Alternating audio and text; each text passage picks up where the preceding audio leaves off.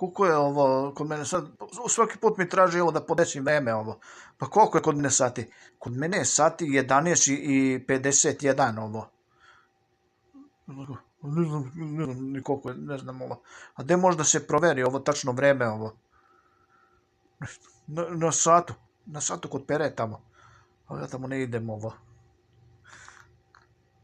Što mi svira ovo? Ajde ovo.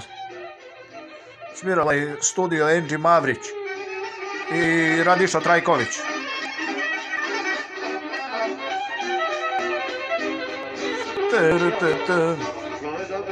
Gledam život, prolazi kraj mene, prolazi kraj mene.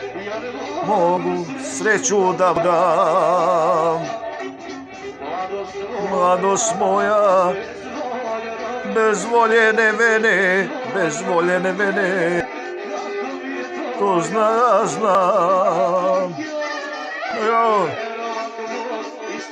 Verovah joj sve što nisam hteo, u svojoj želji sagoreo.